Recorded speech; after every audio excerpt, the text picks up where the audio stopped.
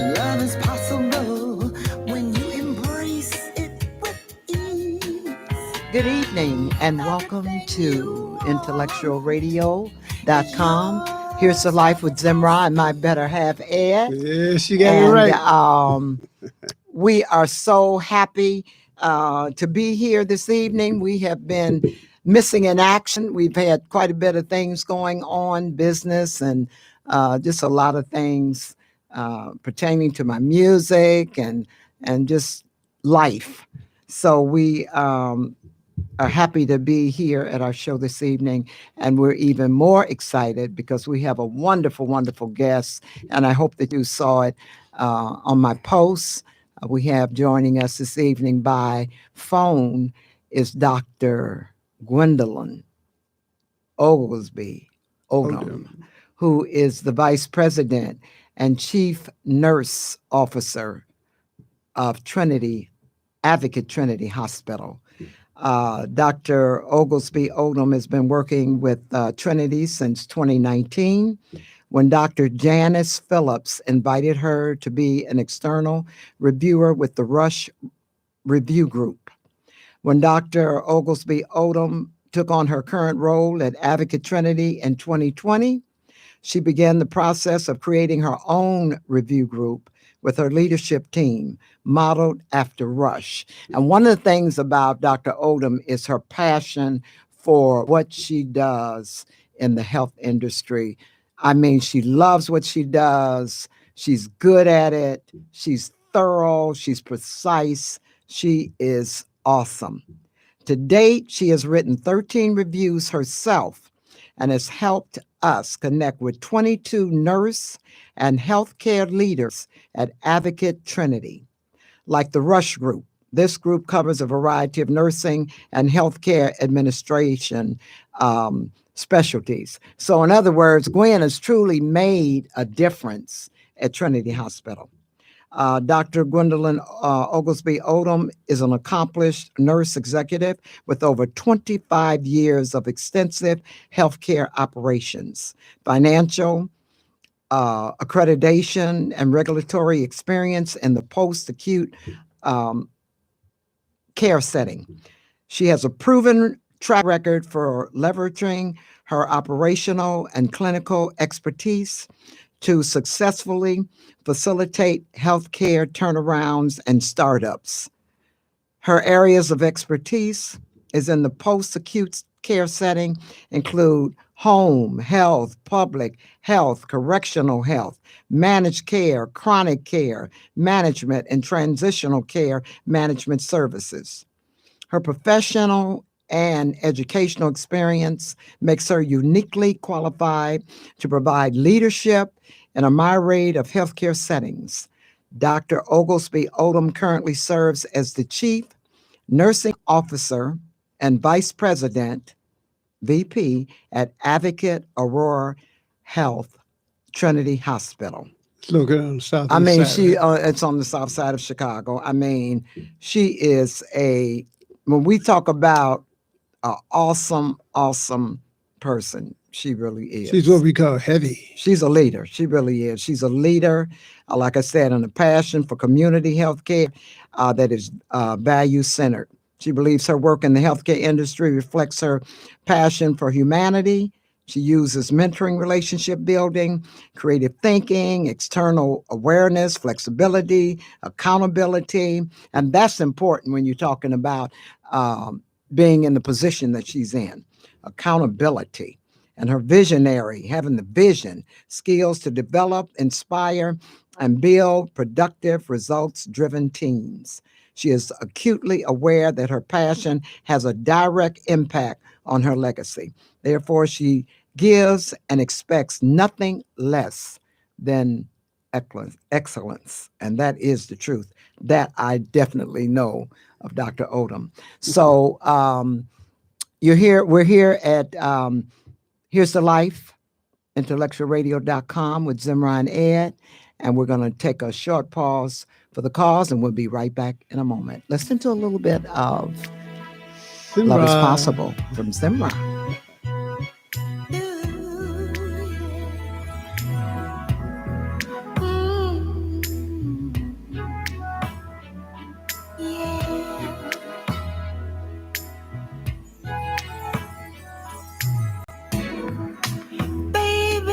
let's cruise away from here. Don't be confused, the way is clear. And if you want it, you got it forever. This is not a one-night stand, baby. Let the music take your mind. Just release and you will find you're gonna fly away. Glad you're going my way. I love it when we're cruising together. Good evening, and we welcome you back to Here's the Life with Zemrah and Ed at IntellectualRadio.com. And as promised, and as we have read all of the good information about Dr. Gwendolyn Oglesby Odom, we have her here as we promised. She's on the line. Yes, and good evening again, Dr. Odom. Good evening. So happy to be able to join you all today. So glad to be here. Oh, and we're so glad to have you. And we know of your busy schedule and timing. And so next time, hopefully, it will be regulated where it'll be a little bit more convenient so we can have your lovely face right here in the studio. But we appreciate you taking out the time for this evening again, because I know your day is very, very long. She starts at like 6 o'clock in the morning most of the time. So her time is very, very valuable and a very, very busy schedule. So we wanted to talk to you, of course, about a lot about health in the next 45 minutes, but mainly wanted to, we know that your passion is about health. So we wanted you to tell us a little bit about what you're doing now to have enhanced Advocate Trinity Hospital and the things that you have done to make a difference, especially with the condition of the world right now in healthcare, as far as COVID, the flu season coming up. And we wanted to talk a little bit about that, some about the vaccines, and just some of your values that makes you so great and so different in this healthcare industry. So just tell us a little bit about yourself. I read a lot about you and some of your credentials, but just tell us what your value is and some of the things that you've done to as the chief nurse and vice president of Advocate Trinity. Well, first and foremost, I want to say it's such a pleasure to serve in that capacity as chief nursing officer and vice president of Advocate Trinity Hospital. I am a product of the South Side of Chicago. I grew up on the South Side of Chicago. I went to Chicago Vocational High School, which is right down the street from Advocate Trinity Hospital. So for me, this is full circle, coming back and being able to serve in this capacity. Trinity is a hidden jewel in our community that a lot of people do not know about. It's a 205-bed facility that has almost been in that community for just about 130 years. The last 2 years that I've been there as chief nursing officer and vice president, we've been in U.S. News and World Reports as one of the best hospitals in the nation. So we're recognized nationally for the care we give. We're in the top 10% in the country for safety. Wow. We have the lowest C-section rates for birth for African-American women, not only in our system where we're comprised of 27 hospitals, but also one of the lowest in the state of Illinois. And we know the difficulties Black women especially have with giving birth related to morbidity and mortality rates. And so to have these kind of outcomes, we were a 4-star CMS up until last year. So that just say what's a 4-star of a 5-star hotel, right? But who would know that about this little bitty hospital on the south side of Chicago? Right. So we really deliver great care. We represent the community as far as demographics that we serve. So it's not only about rendering quality, but it's also about rendering culturally competent care. We have providers that are from our community, born and raised. For instance, Dr. Julie Taylor. who went to Howard University but was born and raised on the south side of Chicago and came back. Dr. Marvin Everett, who is our cardiologist and chair of cardiology, who does cardiac procedures that no other physician in Illinois is even credentialed to do. Wow. And so just to have the opportunity to serve alongside the great people at Trinity, I can't take full credit for what is transpiring at Trinity. It's a team effort. It's our physicians. It's our team members. It's everyone that serves. A lot of people, when you're walking around the hospital, it's like cheers. Everybody knows your name, and they're always glad you came. It's like coming home to a family. I mean, it is simply amazing. And if anybody follows me on LinkedIn, you'll see I post a lot about, what we're doing at Trinity and what this team is doing. I mean, it's an honor and a privilege to serve alongside people who just love this community and want to make sure that individuals that walk through our door get the very best care possible. So, now, how many people do you have on your team, Dr. Odom? So on my nursing team alone, just in the nursing team, we have almost 600 staff, including nurses and support staff. Wow. And we have just about 1,200 team members hospital-wide, and that doesn't include physicians. That is awesome. And so we are a part of Advocate Aurora Health, which, as you know, is one of the largest systems in Illinois. We currently have 27 hospitals in Illinois and over 500 outpatient centers. Wow. So now, like from what you're saying, for example, because a lot of times I wanted to ask you, what is your opinion, since COVID, what is your opinion? Because a lot of people squirm about it or whatever, but what do you think of the virtual appointments that a lot of your doctors are giving you as opposed to, of course, office visits? What is the what would you describe?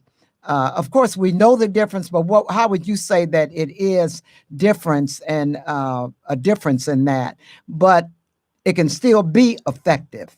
So what do you think of that? I think it's all about consumer preference, right? Because although we are we're partakers of the healthcare system as patients, we are actually consumers, right? So Right. You are consumers. And so consumers want to get services when they need it, where they want to have it at. And so I think for some people, like for me, for instance, having the ability to have a virtual visit with my doctor is important. If I feel like I can't drive to the office, what if I'm too sick to drive and I don't have anybody to take me? Yes. But I'm not sick enough where it's ED, where I need to go to the ED, but I still feel like I need to see my physician. So for me, telehealth works, right? And it's a great access point for people who need care or need advice, really quickly. And you can get a virtual appointment a lot quicker sometimes than you can get appointments to go into the office. So I think it's all about consumer preference. Yeah. And what you need. So if you're suffering from something, you really need that doctor to really see it, like a wound. You want to go in for that, right? Oh, absolutely. If there's really things going on with you and you feel like you need to spend extra time talking with your physician and your care team about what's going on with you, then I would suggest you need to go in, because sometimes those face-to-face conversations and in their presence at that time is a much better conversation than a virtual conversation. So I think it just depends on consumer preference and what the need is. And then as far as the wellness apps where they put the information in the system, and because some people complain about that, but I see a value in that, because you can go back and then you can pull, print your records, because I have one person was saying that they didn't really want to be bothered with all of that, but because they don't know what the information is anyway with the doctor's rhetoric or whatever. But you have the information, you can always tag on and ask the doctor some of the questions about that.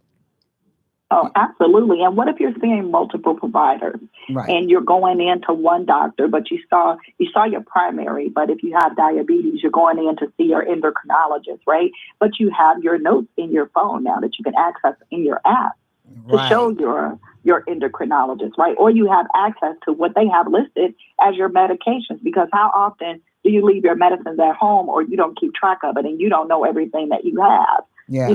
Or you need to see what their previous lab results were. So, it's all about convenience, but technology can be challenging, and so it's all about learning how to leverage that technology, learning how to use it so that you can feel comfortable with it and confident with it. And so, it's something that you asked me this question because I was just meeting with my PR team and some of our other leaders across our service area about hosting classes at the hospital for people to learn how to use the app.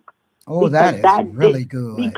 Because the digital divide could be a problem. We know that we're moving in a digital world, right? And I don't want my community left behind and unable to access information or unable to make doctor's appointments or feeling like, they just can't navigate this space. We want to equip them to be confident that they can navigate it and give them the tools to do so. And so it's something that you can look forward to Trinity doing in the near future is hosting classes. We're going to have a regular cadence so that the community will know what days they could come. And we're going to have specific team members trained to work with the community to get them up and running on the Live Well app. Oh, now that is really, really good. That sounds terrific. This is Ed, Zemrah's better half. Hi, Ed. How you doing there? You were talking I'm about, good. I'm just superb. You were talking about having some of the percentage of the staff being from the neighborhood. Has you found that to be productive to have the members on the staff that are from the neighborhood serving the people in the neighborhood? It absolutely is, because those your auntie, your uncles, your cousins, your neighbors, and you know how we are in our community. If we grew up together, we cousins.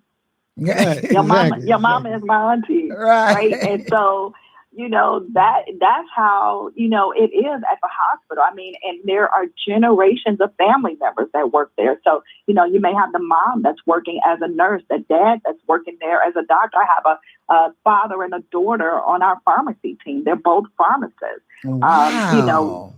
So it is amazing to see, but it is so good. It's good for the culture. It's good for the team. And people are truly vested. I mean, people have been there literally 50 and 60 years. Wow. One of my counterparts is also a chief nursing officer. She's been with the organization for 47 years. Started off as a patient care tech. And so when people come, they really come to stay. They love the communities that we serve, and they really come to stay and do the work. Dr. Odom, since you've been there, have you seen the image of the hospital change as it attracts more and more people or other providers? So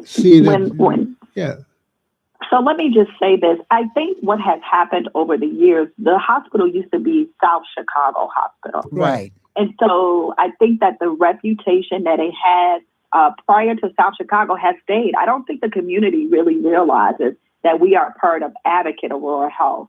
Leaders in the industry doing evidence-based practice, using standards across our organization to guide the practice, sharing best practices, making sure we're doing rapid cycle performance improvement. I mean, it is just amazing the access to information and quality initiatives that are run through this organization. And part of it is we don't get a chance to really get that word out in the community. So I've been doing like coffees and conversations. I did one in March with Alderman Harris. It was attended with about 100 women, and we did it during Women's History Month. And it was a surprise to the community when I started talking about, we're in U.S. News and World Report. We're 4-star CMS. We're, the first organization in our area to receive a designation from the World Health Organization as baby friendly, lowest C-section rate. They were like, at Trinity, they could not believe it. They didn't know. So what's needed? We need a PR firm to. Well, I don't know whether you say fortunate or unfortunate, but our way that we're structured as an organization, they really focus on the brand of Advocate Aurora Health. They don't focus on individual hospitals. And so it's really incumbent upon us to get out in the community and really try to get the word out about who we are and the work that we do. And so I would say that's really where a lot of my focus has been since I started my role, is really, ingraining myself in the community, getting to know the community influencers, our legislative officials, key stakeholders, and making sure that everybody understands. And I leverage my personal social media to put it out there as well. And then I think one of the good things, too, is when your counterparts, like, for example, Dr. Lisa Summerhour, Summer Hour, yes. Yeah, she said she describes you as a nurse nurse. Dr. Oglesby Odom is a leader who demonstrates a healthy respect for healthcare professionals and models the leadership proficiencies that make those with whom she works want to lean in to help her accomplish team goals. And I think that's very important when your counterparts really respect and recognize your power, your leadership, your direction, because when you find someone with the kind of passion that you possess and demonstrate, it just makes all the difference in the world. And when your other people that are workers like you think that about you, that I think that's just beautiful. That's because they know that Gwen would never ask them to do something she wouldn't do herself. Exactly, if not more. Or more, yeah. Yeah, Well, if not, I think- she can work just as hard as anybody else does, and I think that's important. I'm always humbled by how my colleagues and people that work side by side with me see me. But I think my leadership style is like this. I'm a servant leader. I'm a transformational leader, but I practice lateral service, which means that every person on our team is important. Yes, I have a big title. Yes, I am in the C-suite, but all that means is that I have more accountability. I'm accountable when they don't do the stuff right? I'm getting in trouble when you don't do the things right. But everybody's job is important. And our frontline team members, their job is even more important than mine because they are the face of the organization. Those are the individuals that interact with the patients daily. And then I would just say, as far as my nursing team and my nursing leadership team, I really try to invest in their personal and professional growth. I'm not just there being their leader. I'm figuring out, how do I feed their soul? How do I continue to pour into them? So I do, sometimes I'll switch my leadership team meetings up where they think they're coming to a leadership team meeting. And I hosted like a sip and paint last winter with hot cocoa and tea and hot apple cider with cinnamon sticks. And we took that whole hour and a half and they were able to do paint by numbers and just unplug. Oh, wow. These individuals sacrifice so much to come in and serve our communities during COVID and just period every day, not knowing what they're going to walk into. That's right. So it is my job to really love on them. Yeah. And, I don't use the term love lightly, but I love these individuals. I have so much respect for what they do and the reasons why they do it. And that's why you get back what you get back too. Because all you give, like we say, all you give is all you get. Now, tell us a little bit, and then we're going to talk about, we're going to take a short pause, but I want to talk a little bit about definitely COVID and the upcoming flu season and your opinion and some of your basically your ideas on how people can kind of stay safe. But I wanted you to just talk briefly about the conference that you were the guest speaker of on October 29th about me, my breasts, and I. And this is for cancer survivors that you talked a little bit about. Yeah, this was an organization called Curb Appeal. And so Curb Appeal invited me out. It's from the community of South Side of Chicago, women coming together, not only to celebrate women that had breast cancer that survived, but also men that have suffered from breast cancer and survived, because it's a misnomer that breast cancer only happens in women. It happens in men as well. And so, I just went to really talk to them about the importance of making sure that you get your mammograms, the importance of women touching themselves. We have to do our own self-breast exam. Yeah. Touching yourself in our community is kind of taboo, but you kind of need to touch yourself. And then you kind of need to touch your mate too.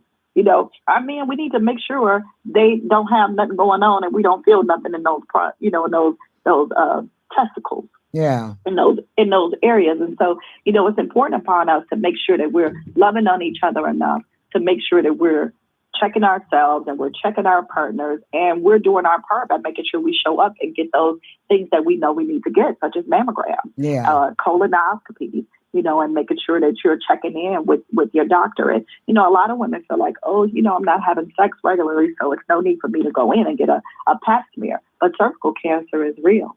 Yeah. And so if you're not getting a pap smear, how are you going to know that something's going on in their cervix? Right? That's right. So we had those kind of conversations that night. And it was really about just telling them, this community, that, I love you. And I love you enough to tell you that we need to do better about taking care of ourselves and taking care of one another. Yes. There's no cavalry coming to rescue our community. If we want better health outcomes, we have to work towards that. And we have to help one another. We have to hold each other accountable so that we can have better, healthy communities, healthy families, healthy neighborhoods, and places where we want to live and thrive. So now, as far as, and I think that a lot of times people don't understand the importance of colonoscopy and men and prostrate and women, again, like you say, with their breasts. But touch a little bit on the fact, because a lot of times men don't pay attention to the fact, and I have heard men that have breast cancer. Yeah, men get breast cancer too, but unfortunately, men don't get mammograms, right? Right. That's not how they typically find that they have breast cancer. They typically just have a lump that show up in their chest. Do they typically right? Do they typically find out too late? Well, sometimes they find out too late and sometimes they don't. A lot of times when you find out late as a man, it's because you just ignore it. Right. You just refuse. Now, is that common though for men, or not really common? It's not as common in men as it is in women, but it is possible for men to get breast cancer. Yeah, but that's why we always say that men need to not be hard-headed or stubborn. And that's one thing I will say about Ed. He will go to the doctor. He was having some problems yesterday with his back, his hip, his leg. And I looked up, he called me. He was at urgent care, getting himself looked at, x-rays, and getting taken care of. So I know when he's not feeling too good, he's taking himself to urgent care or making a doctor's appointment. And a lot of men don't do that. And we talk about that, the importance of that.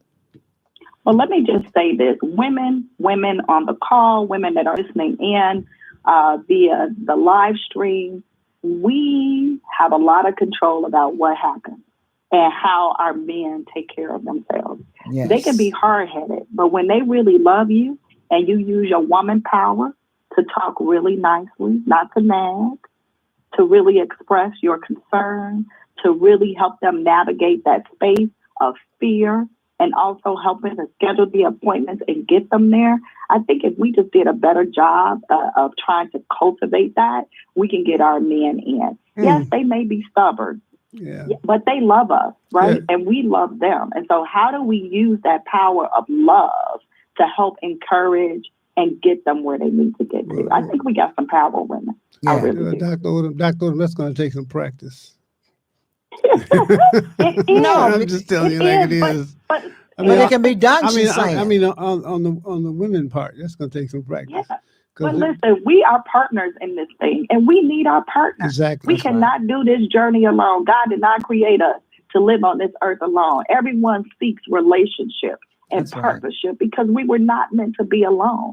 So if we're not meant to be alone, and I want to live a healthy life with you and a healthy relationship with you, I'm going to try to help you navigate this space because I want you around for a long time. That's right. As long as possible. Well, how about if we build a healthy new order of healthy people to build the next world order, when we need all healthy people? So start working on it right now. Keeping your health self-healthy. You know what? And I think in our communities, we probably need to look at that. What do we see for the future of healthcare for our communities? What is it that we desire? Can we articulate that? What does it look like for us? That's healthy communities, access to food, access to jobs, access to appropriate housing. Because one of the things that really impact healthcare is our conditions in life. If I don't have a job and I'm stressed out, how healthy am I going to be? If I don't have access to food, how healthy will I be? Yes. If I don't have a car to get back and forth, or adequate transportation, or adequate roof over my head, what does my health status look like? So healthcare, or clinical aspects of healthcare, is only about 20% of the problem.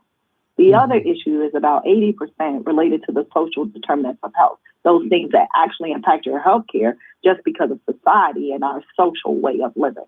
Yeah. Like they say, 80% of communication is nonverbal. So no one's going to tell you that they're having stress or being stressed out over certain things going on in their home. But that also, that's where it comes in at as far as communication. It's very, very important to have communication in your home.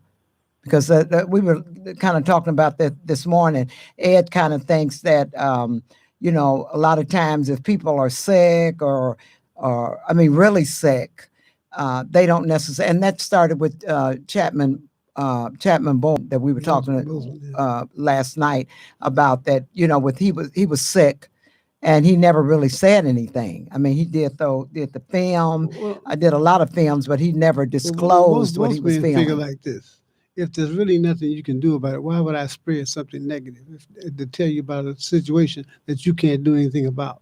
So why would I share and he that? didn't ignore it. He was getting treatment. He was getting treatment. He was seeing his physician. He was getting treatment, right. But he didn't want people to have pity on him. Yeah. He wanted to do something great with the time that he had left. And so I admire the way in which he handled that. Yeah, I did too. Because it is about the dash in life.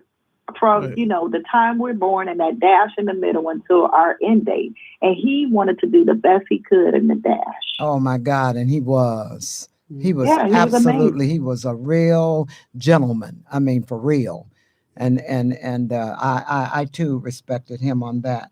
Well, what we want to do is we want to just keep it going. If you don't mind, is that okay, Dr. Odom? Oh, it's absolutely fine with me. Okay, so I wanted to ask you, what is your opinion about the vaccines and COVID? Has COVID kind of settled out, or what is your opinion of that? Ooh, now here we go. It's a lot going on, y'all. So y'all ready? Yeah, ready. Listen up, audience. It's a lot going on, and I just need us to be, serious and real about this thing. First of all, we have COVID and we can't control it, y'all. It's so many variants related to this COVID thing, right? We don't know what we're battling at this point. So for me, as a healthcare practitioner, as an African-American woman, as someone who loved this community, loved the people, I always say I'd rather go to battle with some kind of weapon than not going with no weapon at all. Mm-hmm. So it is my opinion, if you're having several different comorbidities, diabetes, hypertension, whatever all of the things are that you're suffering with, you're battling that, and then you want to couple that with the respiratory challenges of COVID without being vaccinated. You don't want that. I just think we got to give ourselves a fighting chance. Do you know what's in the vaccine? No, but you don't know what's in that McDonald's French fry that if you leave it on the counter 20 years later, it's going to look like the same French fry from the day. Yeah. It sure will. And that burger. That burger, that man had that burger in his pocket for how many years? Took it out, was just like he bought it out the restaurant. Right, I'm just saying, but we so concerned about what's in the vaccine. Did you ever know what's in that vaccine that your parents were taking you to the clinic to get? Did you ever ask? That's really the good way to look at it. That's true. No. If they told you never asked. You didn't ask who make it. You didn't ask where it was made at. You didn't ask how was it distributed. You didn't ask no questions. But now all of a sudden you worried about just trying to protect yourself. And I just think, to each his own. In my personal opinion, I would just choose to have something to fight the fight with than not. Yeah. Now, what is your opinion? COVID is still in the hospital. We are still seeing patients with COVID. Thank God that we're not seeing people on ventilators, and they are people who are leaving and going home and not leaving in body bags. But you guys wasn't inside the hospital and experienced what we experienced. So many people dying in droves. Not enough room in our morgue to keep people in the morgue, getting trucks to put bodies in. Wow. And the team members having to walk past those trucks full of bodies every day to come in to work. Mm. Now, so in other words, COVID is still alive and hidden. But if you have those vaccines, then you have more of a chance. You just have a chance. I mean, it's all a gamble at this point, trying to figure out what do you do, to do the best with what you have. You try to eat right, you try to exercise, you try to get, the rest that you need.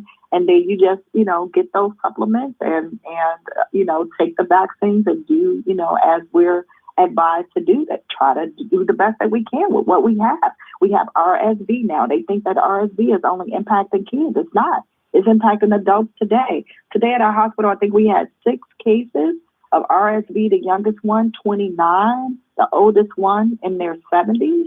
What?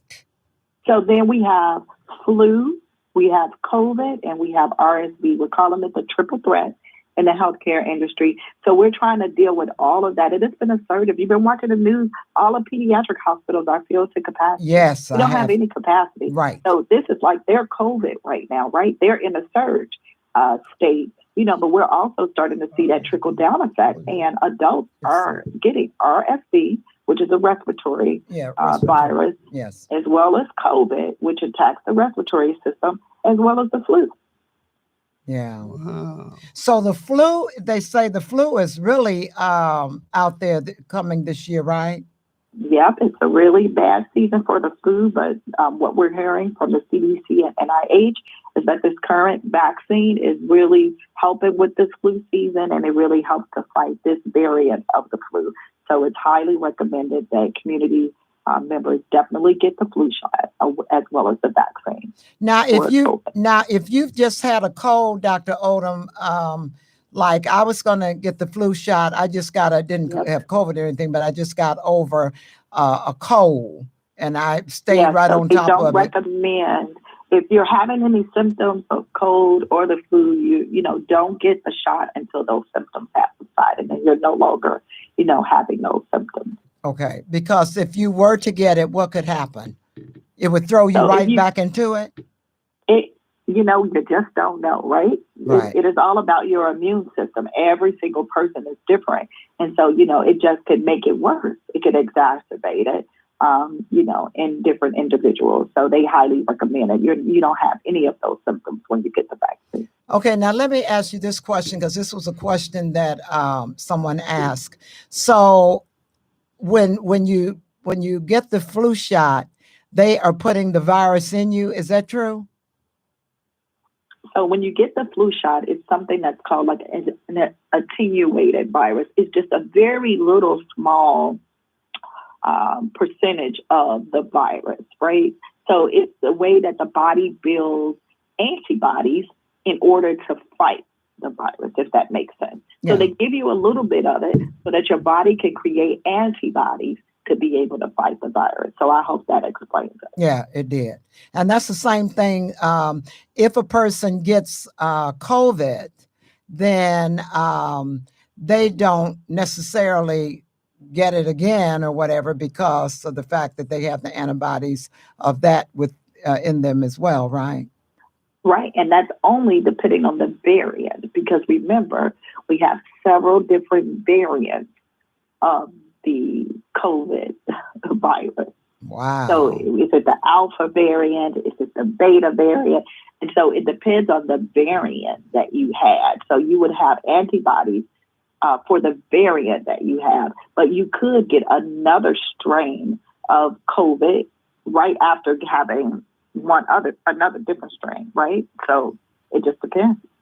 It doesn't fight against every single type of COVID because there's so many different variants of COVID. That is really intriguing. So in other words, get vaccinated and protect yourself. Do the best you can with what you got. Yeah. I mean, that's the smart thing to do. Now, what is your opinion? And I don't want to put you on the spot because a lot of, I just want to ask though, for people out there, what is your opinion on, okay, so you've gotten the 2 shots and you do okay with that. So do you encourage people to go head on and get the boosters? Yes, I encourage our elderly. I encourage anybody with immunocompromised diseases. I encourage anybody with comorbidities. I mean, we're in a fight. And so, like I keep saying, just do the best you can with what you got. Right now, the vaccine is all we have. What else do we have? That's a good point. That's a very good point. And then what about people that think that it's this has just been orchestrated and it's just but the proof is in the pudding with all these people that died. orchestrated I worldwide. don't think we can continue to fight any conspiracy theorists Yeah. or anybody who, I think everybody is entitled to their own opinion. If that's your opinion, run with it. Yeah. I mean, I'm not here, I did so many talks to firemen, police department, with the sororities, with the fraternities, with the community about COVID, about the vaccine, about the importance, about, when you run into these walls of constant pushback, the fact of the matter is people have to choose what's best for them. If Yes. that's your choice and that's where you are in this journey, then, that's your choice. I mean, all I can do is say what I would do. And, Yes. I'm looking at the science. I'm seeing how things are panning out. Do you trust science or don't you? If you trust you and what you know and you're basing it on what you know, then okay, run with it. I mean, what that part of trying to convince people to do something, it's just hard to do. Yeah. People have to make the decision that's best for them. And you do have to be an advocate for your own health care. We always say that. And you do have to, one of the things that you did say, you do have to look at science at this point. And then you just have to, one of the things that I know that you teach is really and truly knowing your body too. And being in tune with what's going on with you. Yes. You are not like your friends. You're not like everybody else. Everybody is an individual. And we all, have our own bodies, and our bodies act differently and respond differently. So you really have to know your own body. Yeah. You know when we're not feeling well. Yeah. You know when it's something that's just not right. And you got to pay attention to that. Right. We have that, they call it old school mother wit. Right. You just know it's something. Yeah. You can't put your finger on it, but you just know it's not right. And right? that's the truth. So Sense that it's just something not right. And so, we have to be in tune with our body, and we have to follow up. So Dr. Odom, when are you going to be running for office? Never. Not ever. I'm not interested in politics.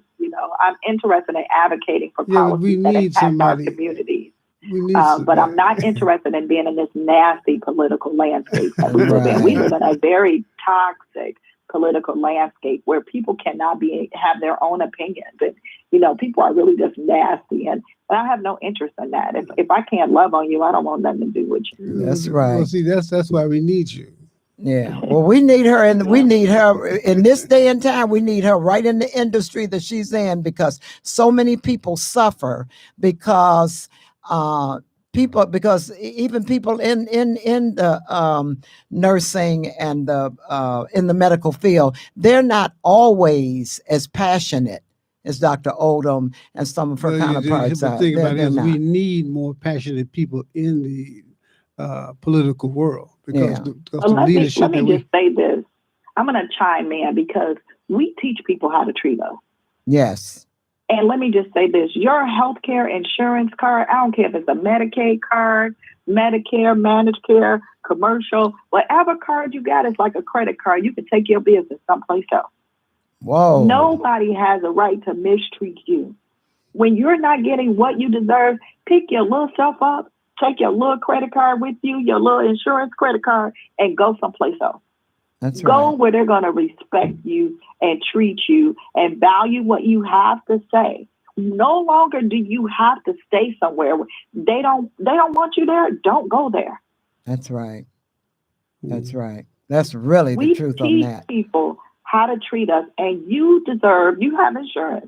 Whether you're paying for it, the state paying for it, federal government paying for it, it doesn't matter. You have insurance. They want you to come to their business, and if they don't treat you with dignity and respect, and they don't value you, pick your little stuff up, leave, and go someplace else. That's right.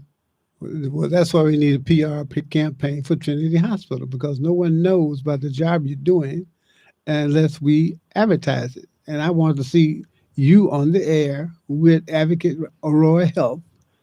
Well, that's why she does a lot of seminars. She does a lot of seminars, and your voice is heard a lot, isn't it, Dr. Odom? It is heard a lot. My voice is not stifled by any means. Yeah. But, in addition to having a voice, I still got a job to do every day with running the hospital. So my full-time job is making sure that the patients that are walking through our doors are getting everything they need while they're in our care. Yeah. So that's my primary focus. And that's the story that needs to be told. Yeah.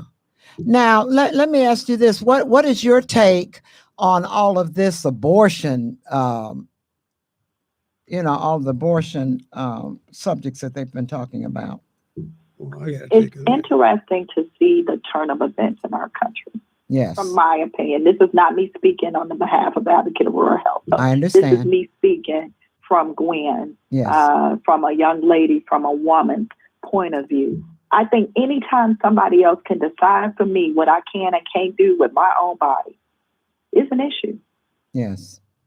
You're not going to pay my bills. You're not going to take care of these children. You don't know the circumstances behind what happened to me, but yet you're making a decision for me. Tell me, when do I get to do the same for you? Yes. What laws are in place that allow us to tell men what they can and cannot do? Yes. That's good. So for me, I have a problem. I think that every individual walking the face of this earth have a right to make a decision about their health care and have a right to make a decision about what's going on with them. I don't think that's a political space where we should be making decisions for people. Yes. Why are we doing that? Absolutely. Why are we doing that? This is all about politics. Yeah, that's It's not about health.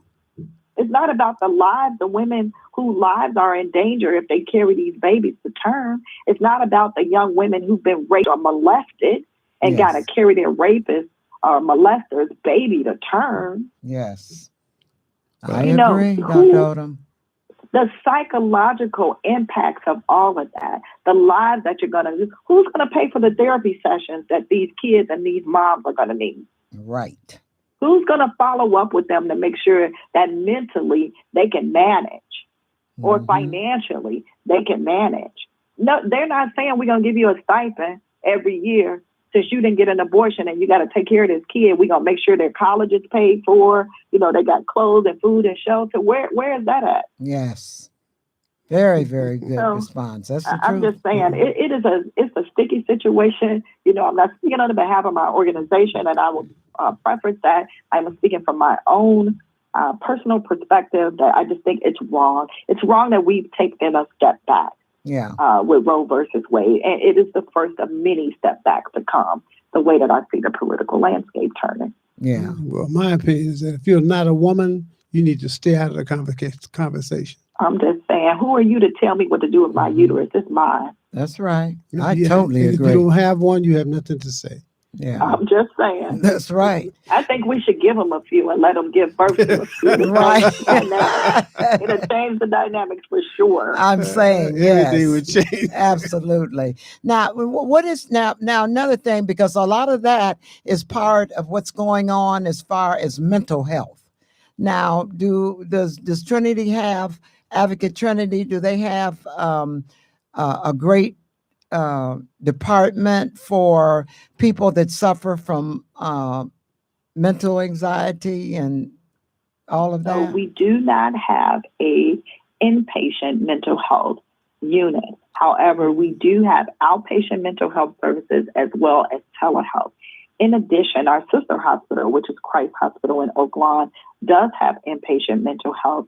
And next year, our other sister hospital in the Southland, which is South Suburban Hospital, will also have an inpatient unit. So more to come regarding that. We are trying to bring more mental health services to the south side of Chicago and our south suburban areas. However, what we are faced with as far as challenges is psychotherapists and psychologists and the number of them that are available in the area that we serve. So that's why telehealth is used a lot now, so that we can have providers from around the country assist in the gap that we have in our area related to those practitioners. Yeah. Now that's where telehealth really does come in handy because that is something that's very personal. And a lot of times people don't necessarily want to disclose if they're going through any type of anxiety or anything mental. And that's one of the things too that I like to talk about, because a lot of times people think, for example, if you go for counseling or something because you have stress or some type of concern or whatever, Anxiety. we always tend to think, well, I'm not crazy. I don't need to. But I try to always say that it doesn't have to be where you have to think that you're crazy. You might just have some concerns that you need to discuss, maybe discuss with someone neutral. And I wonder why is it that people always go to that they always have to think that they're crazy Well, if they think, there's negative connotations behind it.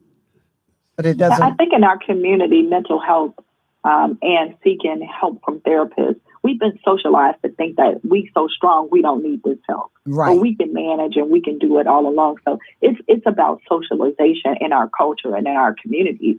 But, I'm here to tell you that all of us at some point are going to suffer from depression. All of us at some point are going to suffer from anxiety related to different things. And sometimes it gets too much for you to cope on your own. It's okay to seek that help. It's okay to talk to somebody. I think we have to figure out, how do we get rid of the stigma in our community? And I must say, my friends, even my own family members are now seeking therapy more than I've seen ever before in our community. And we're having open discussions about it. And, family members of mine are posting on social media about their journey with anxiety and depression. Because it's real. It is. And we have to make it real in our communities, and we have to make it is okay. It is no person walking around this face of earth that haven't been depressed before. And I don't care how much money they got. I believe that if you're a Black person walking around this earth, you need mental health treatments bad, and you should be paid for, and should be free. Yeah. Yeah, and I think I wish it was some way we can change it from mental health, because it's really just about well-being. That's right? all. That's right. That's right. Your overall well-being, and sometimes just our own voices in our head. I wish I could see the people that are listening to this broadcast today. I wish I could see by a show of hands how many got voices in their head. We all do, right? Right. You got those voices that say, "Girl, you don't look that great today," or And whatever. that's true. Yeah. We all got voices in our head, right? That's true, But Dr. do that Odom. mean we crazy? Does it mean you're crazy? Right. It does It not. doesn't mean you're crazy. It does not. Right? It just means that, sometimes we all, we have voices, but when those voices get out of control, then you need to get help. Yeah. Or when you're sleeping a little bit too much and you don't have a desire to do much, and you can't find purpose in anything you do, you need to really check in with someone. Right. Check And in that with a does loved not one, mean, check in with a professional. and that doesn't necessarily, like you say, and that doesn't mean that you're crazy. That just means that doesn't you're mean going you're through something in your life, and you just need to sit back, kind of take a mental rest, and kind of just think about what's going on in your life that may have you feeling like this. But definitely, Well, go ahead. No, I'm just going to say this, and it's just something for all of us to ponder as people, and especially as people of color. Genetically, where did we come from? We've been traumatized. Yes, exactly. And it's in our DNA. From slavery, on, we have trauma in our DNA. When have we dealt with the trauma of just being a person of color? Never been treated. I'm just saying, it's almost like we should get reparations or some kind of benefits just because of all the trauma that we endured and continue to endure. Yes, Today. Because of racism. Yes. Because of racism, right?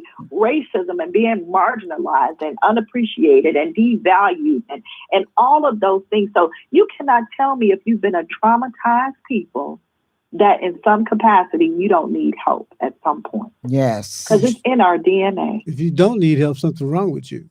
Yeah. I'm just saying. I'm just saying. It's just hard to envision that because we need to figure out, how do we deal with the trauma? Because I think that's going to help us heal as a people and be able to move forward. There's so much violence in our community. Well, so much gun violence, so much violence, so much that our kids are dealing with, so much trauma that we're becoming numb to it. Yes. Right? When you see shootings on the TV now, it's almost like you expect it. Isn't that the truth? And what's really amazing and scary? It's not even abnormal. Right. Because what's really amazing and scary are the babies, the children, that every time you turn on the TV now, a baby has been shot. That is just almost, Well, to hear about that is traumatizing. Yeah. If So you, what I see, but what do you see? How much outrage do we really come together and express as a community? You're No. right. Are those kids that's coming into your house with those guns, are you telling them they can't live there and have them guns there too? Yes. No. Yes. Yes. What yes. are we doing What are we as doing? a people to protect us? Yes. What are we doing? Where is back in the day, the whole community would have been in an uproar. The men in the community would have been trying to shut this down. Yes. But we are so divided without a true plan on how to save us. And we asking everybody else, how do we save ourselves? Yes. We got to figure this out. And they don't have no answer because they don't want us to save ourselves. No. Well, it's up to us. That's right. We have to be an really come up. advocate. One of Ed's questions was, we need to come together with a plan and a plan for our own communities. Well, how are we doing that? How are we galvanizing and strategizing in order to have that so that we can have what we say we want? Because there's no cavalry coming to rescue us. If we don't do it, no one's going to do it. That's right. Yeah. And on that note, Dr. Odom, you said it all. For real. Well, there's more. And we definitely gonna have part two. We definitely, because I'm telling you the time, that's why I didn't even want to take a break, because the time goes by so fast. It's so much to say, and things to put together. And because I'm thinking about doing a forum too, like we did before, that you attended, that you were just so awesome on. But we definitely want to get you back and have you in the studio where everybody can get a chance to see your beautiful face and really feel your spirit. I know they feel your spirit and your strength right now, even over the phone, because you're so powerful with your words and your passion for what you do. So we are just so blessed. I feel very blessed and have been very, very happy for you to have spent this time with us, provided the information. I'm going to really share. This will be on iHeart and YouTube and Intellectual Radio. So you just go to IntellectualRadio.com and you can pull this up. You can share it with people and tell us what you think. And it's been it's been very, very informative. And we're just so glad that you took the time out of your busy schedule to give us some wisdom, some food for thought, and to share with us the things that you are doing at Advocate Trinity Hospital. Because like you said, people still have it a little mixed up and think about South Chicago. But Trinity is, I didn't even realize that it had that big of a staff over there. That's a lot of nurses.